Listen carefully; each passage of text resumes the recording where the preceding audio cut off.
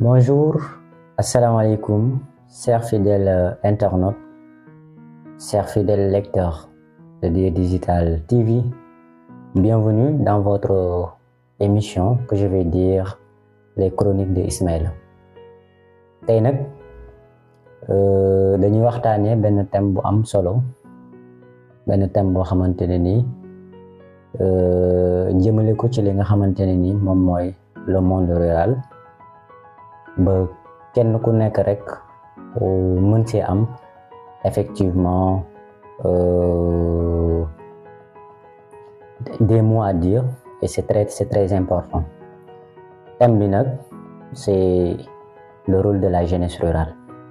Et quand on parle de la jeunesse rurale, quand on parle le rôle de la jeunesse rurale, sans donner orientation de leur rôle, moi montrer que cette jeunesse a un rôle vague, un rôle tellement primordial, un rôle tellement important pour nos communautés, pour parler les communautés rurales.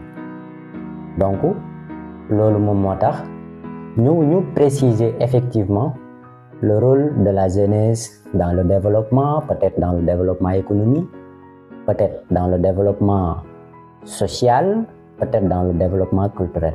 Mais on parle d'une manière générale.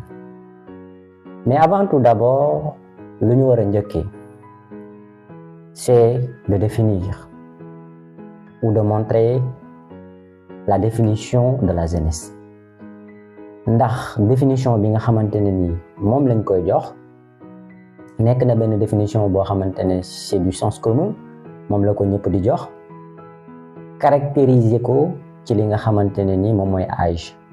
Mais sa définition est au-delà de ça, au-delà de l'âge, parce qu'on peut le considérer comme un facteur de développement, la jeunesse, un facteur, une possibilité de changement, un atout d'émancipation d'une société, d'une nation, d'un pays et d'une commune. Donc c'est très important de vouloir donner ce que l'on appelle tous les caractéristiques qui dosent l'expression de la jeunesse pour que nous comprendre que la jeunesse, ce n'est pas seulement l'âge de procréer, mais il y a des facteurs, il y a des des ingrédients qui anime ce mot qu'on appelle le mot de la jeunesse.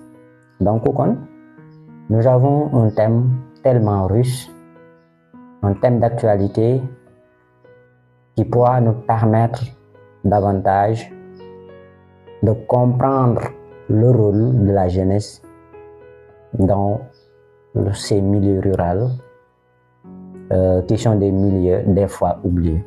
Alors, avant de parler le rôle de la jeunesse rurale dans le milieu rural ou bien dans les milieux ruraux, dañuy ubbi benn fenêtre bu ñuy permettre à ce que ñu mën a élucider, ñu mën a donner de l'explicite certaines zones d'ombre. On peut parler le rôle de la société envers cette jeunesse, envers le jeune qu'on parle, parce que le jeune était un enfant. De l'enfant jusqu'à ce que ñuy wax ne kii c'est un jeune, donc am na temps boo xamante ne ni passé na ci. Donc la société a joué un rôle, a créé un environnement propice pour l'enfant, pour que mu mën a am épanouissement, mu mën a fo, mu mën a yaatu, mu mën a épanouir dans un environnement je vais dire accueillant. Mais aussi si l'enfant est malade, société bi teg dispositif ngir mu mën a faju, moo xam ci hôpital classique yi la, moo xam ci fajum cosaan la. La société a joué un rôle. Dugal la école nga jàng Parce que quand on parle de l'école, ce n'est pas l'école qui crée des intellectuels, mais l'école éveille ce que l'on appelle des intellectuels. Et plein de choses que la société a fait pour vous, toi le jeune. Donc tu ne dois pas être un poids pour cette même société. Être un poids pour cette même société, je vais donner un exemple par rapport à ça. Le jeune, bi nga xamantene ni jàng na, il a tous ses diplômes, mais il attend que la société cherche ko li nga xamantene moom mooy le travail. Il attend la société surtout amut lenn loo xamantene ni ce jeune mu ngi koy jéem ngir mën a rendre la monnaie à cette société bi nga xamantene ni moo ko prendre en charge de l'enfant su bëggee épanouir dans un environnement mu defal ko benn environnement boo xamante ne war na cee war a mën a épanouir bu feebaree mu faj ko jàngal ko ainsi de suite. Donc le jeune doit être ce que l'on appelle un facteur de développement. Donc dina indi deux facteurs. Le jeune doit être un facteur de développement,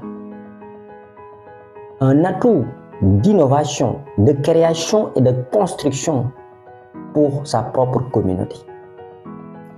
Voilà le rôle que le jeune doit jouer au sein de sa société, au sein d'un pays, au sein d'une nation. Parce que quand on parle de jeunes, on parle de l'innovation, donner de nouvelles idées à cette société, de nouvelles orientations à cette société. Construire, participer à la construction de cette société. Mais aussi, le jeune doit être le moteur ou bien le conducteur de l'engagement citoyen. Il doit dénoncer les maux de la société, participer à la sensibilisation de la société. Donc, nous pouvons dire que l'idéal de la jeunesse, c'est de construire une nouvelle société. Aider à construire une nouvelle société, participer au développement d'une nouvelle société. Mais le jeune ne doit pas être un poids pour sa communauté, un poids pour l'économie, un poids pour l'emploi. Il doit être un atout, un facteur de changement, d'innovation, de création, surtout la jeunesse rurale. Mu nekk jeune bi nga xamantene ni dafa soxla ay ndawam